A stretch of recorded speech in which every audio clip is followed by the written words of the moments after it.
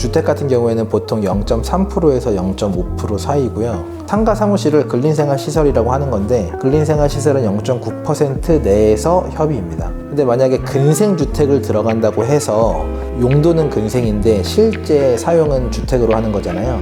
그럴 땐 당연히 0.9%를 낼 필요는 없고요. 실제 용도에 맞게 주택 중개보수를 내시면 됩니다.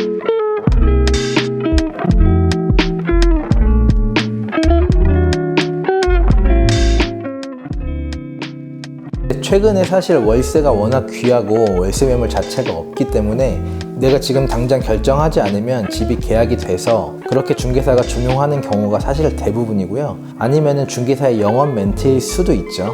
근데 가계약을 넣었는데 뭐 등기부등본상에 큰 하자를 그때 발견했다거나 집 자체에 큰 문제가 있다거나 누수가 있다거나 이럴 경우에는 돌려받을 수 있는데 단순 변심으로 인해서는 돌려받을 수 없습니다. 가장 중요한 거는 등기부등본을 가계약금 넣기 전에 꼼꼼히 살펴본 다음에 등기부등본상의 주인의 이름과 내가 입금한 계좌의 이름이 일치하느냐, 이거는 양보할 수가 없는 절대적인 거거든요. 이게 가장 중요합니다. 등기부등본상 갑구에서는요, 주인의 이름을 미리 확인을 하시면 되고요. 가압류, 가처분, 신탁, 경매 이런 것들이 걸려 있는지 확인을 하시고 대부분 권리관계가 걸려 있으면은 그거는 배제를 하시면 좋고요. 일부에는 주인의 채권 최고액 같은 게 은행에서 이제 집을 담보로 돈을 빌린 그런 내역 같은 게 남아 있는데 그런 것에 대해서 공인중개사에게 안전한 매물인지 물어보고요. 안전한 매물이면 채권 최고액에 일정 수준 있는 건 크게 관계는 없습니다.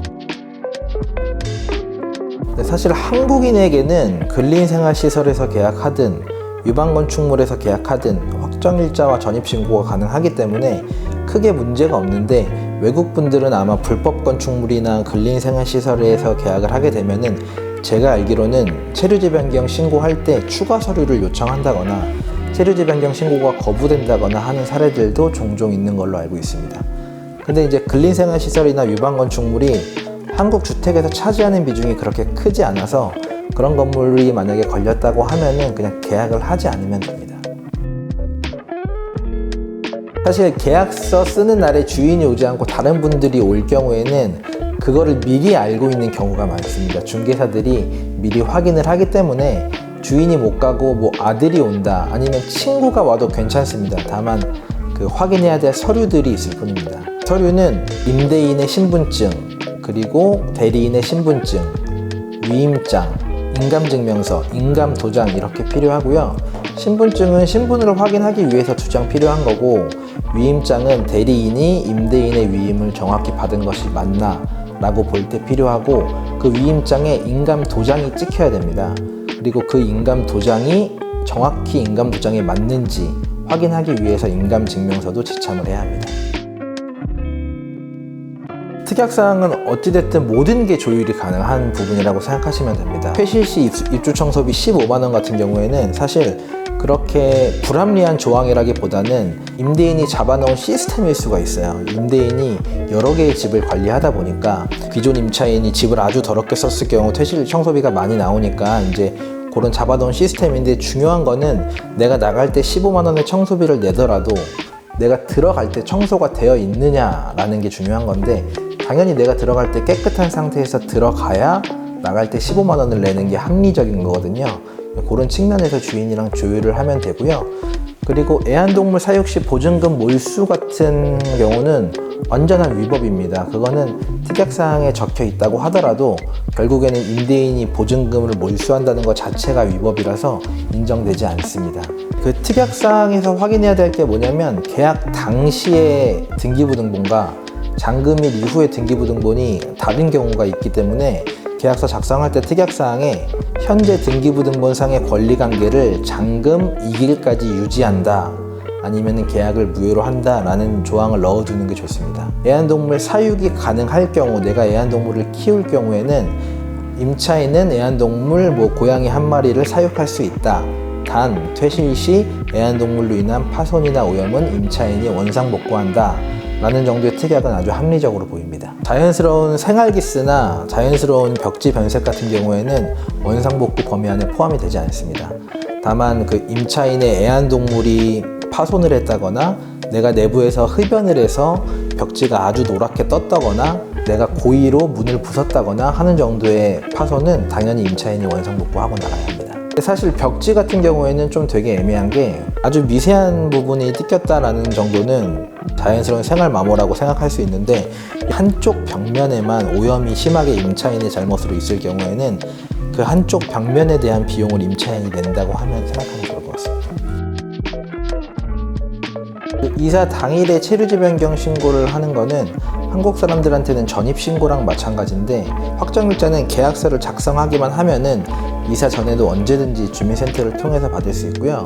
그리고 이사 당일날 체류지 변경 신고를 해야지 그 후에 그 등기부등본상에 뭐 다른 권리관계가 생기더라도 내 순위가 선순위가 되는 거기 때문에 그 이사 당일에 하는 거를 원칙으로 하고 있습니다. 등기부등본상에는 내가 체류지 변경 신고를 하든 뭐 주인이 문자를 더 얻었든 가압류가 됐든 그런 것들은 그 다음날 0시에 효력이 생기기 때문에 이사 당일날 꼭 체류지 변경 신고를 하셔야 합니다.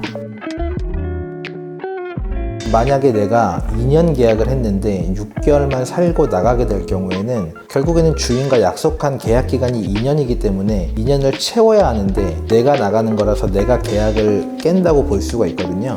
그래서 새로운 세입자가 맞춰줄 때까지는 내가 이 집에 거주를 하면서 월세를 계속 내야 되고 새로운 세입자가 맞춰지면은 보통 그때 주인이 돈을 돌려주게 됩니다. 그 세입자한테 보증금을 받고 내 보증금을 돌려주는 건데요. 애초에 원칙적으로는 임차인이 중개보수를 내는 법은 없는데요. 주인의 입장에서도 마찬가지로 만약에 주인이 2년 계약을 했는데 1개월마다 계속 세입자가 바뀌면 주인이 2년 동안 24번의 중개보수를 낼 수는 없거든요. 그래서 이제 관례상 계약 기간을 깨고 나가는 임차인이 중개보수를 내고요. 보통 임대인들이 그런 조항을 그 특약사항에 넣기도 합니다. 중개보수 같은 경우에는 아예 법으로 정해져 있습니다. 그게 상한선이 정해져 있는 거고 하한선은 정해져 있지 않은데요. 중개사랑 협의를 통해서 그 상한선 이내에서 협상을 하시면 되고요.